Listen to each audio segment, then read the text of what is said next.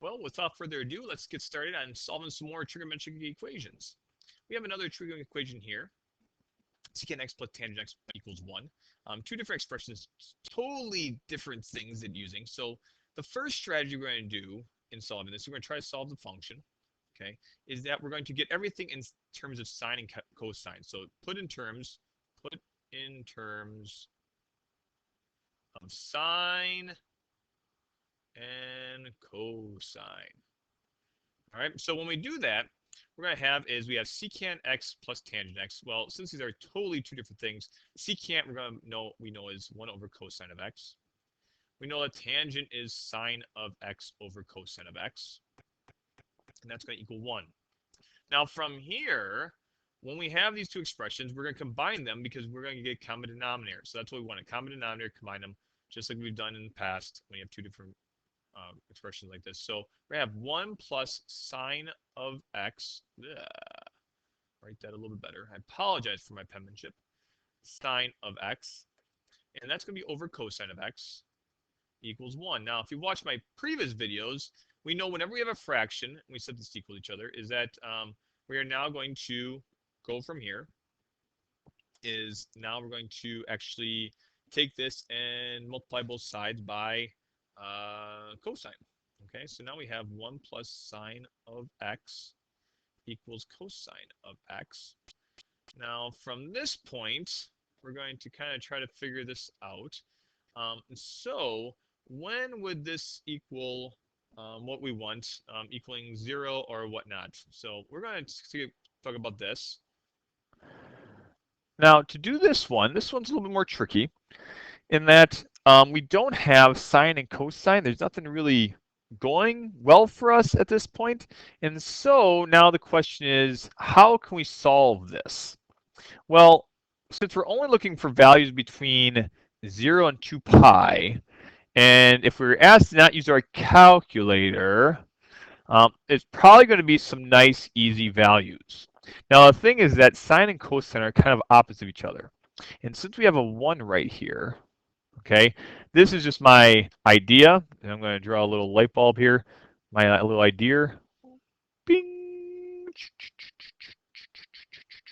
All right, is that we're going to, I'm guessing that probably our value is going to be either 0, pi over 2, pi, and 3 pi over 2, or 2 pi.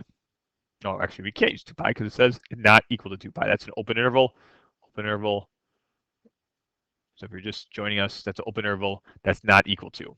Not equal to. Okay.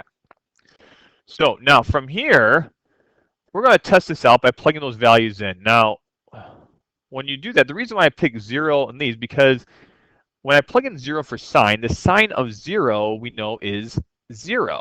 So we have 1 plus 0 equals cosine of 0. And the cosine of 0 we know is equal to 1. So 1 equals 1. Guess what?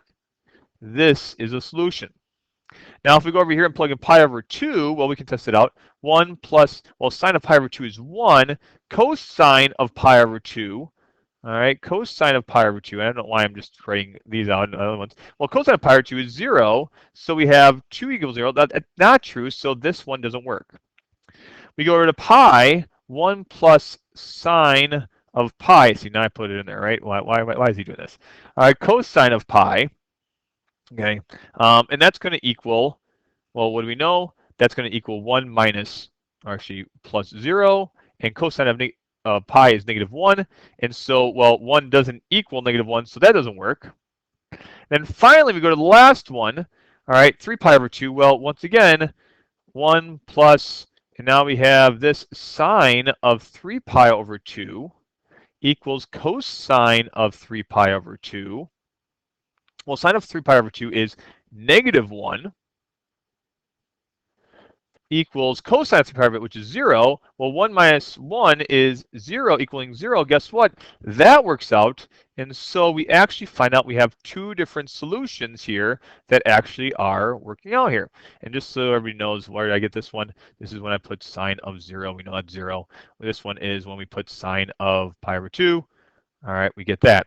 Now, we're going to check this out graphically as well, just to verify this. So we found out our answer is going to be x equaling, all right, 0 and 3 pi over 2. And we're going to check this out right here to see if that's going to work out. So we solved this right here. We didn't get to this point because these are special ones, but now we're going to do this graphically. So I'm going to pause this, get your graphing calculators out, and get ready and type that in. Okay, so hopefully you had time to do that. I had time to put that into mine, and this is how I did it right here. So whenever you have two expressions, you can type them in like so. If you have a TI and a Y1, you're going to go secant. Well, we can't put secant because there's no button here. So it's 1 over cosine of x plus, well, they give us tangent, so tangent of x. The other side of the equal sign, we're going to make that equal to y of 2. So now we're going to once again have our window. We're only going from 0 to 2 pi, so that's 2 pi. I want pi over 12 here. Negative 5 to 5, we were only looking at 1, so that should be fine. And so now we're going to graph this. We are in radians. And so we're going to see where does this hit this values. So that's what we're looking for. Where does it hit 1? So we should have this coming through.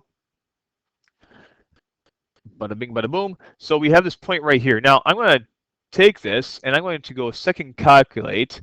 And we're looking for an intersection here because that's actually what we're looking for, an intersection. I'm going to move our cursor over here. I'm going to press enter for 1. So that's for first curve. That's our second curve up there. Press enter again and see where it leads us to. And it leads us to x equaling 0. And that's what we found, x equaling 0. So it's right there. Okay, now let's try it one more time. Second calculate. All right, we're going to do 5. So we're going to check out 3 pi over 2. So now this one, we're going to move, all right, over the other side. I'm going to go this way. All right, it's a little bit faster to go on a straight line.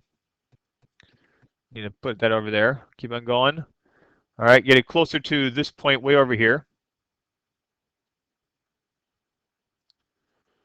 Actually, you know what? I'm going to do a simpler, faster way just to check your answer because my calculator is really slow. If you actually go to trace, press trace, we're going to punch in 3 pi divided by 2. And we're going to see what that value is. Right here, 3 pi divided by 2. Where is it? Doesn't say there's a value here. Does that not work out? Oh, yeah, I know why it doesn't work out. Oh, we found out something.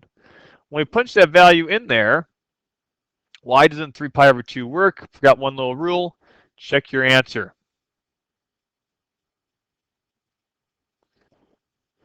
Because of this original function, we check this out and realize, okay, 0 and 0, that's another way to check the answer, make sure it works out. This works out just fine. However, 3 pi over 2, secant of 3 pi over 2, remember it's 1 over cosine, well, that's 1 over 0. 1 over 0 doesn't work, so guess what? We just verified that both graphically, and that helped us out identifying that 3 pi over 2 does not work. Okay, so really our only answer here, because when we plug this back in, all right, is going to be 0. So that's our lone solution in this problem set. All right, we learned a lot going through this little process. First off, we know that we're supposed to put things in terms of sine and cosine. We don't know how to solve it right away. Next thing is find a common denominator, which we did. After that, combine them. When you have things that are not equal to each other, either use your calculator or try some basic trig functions like this, especially sine and cosine with a 1. Probably just test these out. Once you get possible solutions, come back over here and retest them out or verify in your calculator what the solutions would be. Okay, very, very cool. So I hope this helps you out in solving some other problems, some more difficult problems that you might find out in your homework or a test or a quiz. All right, good luck and God bless.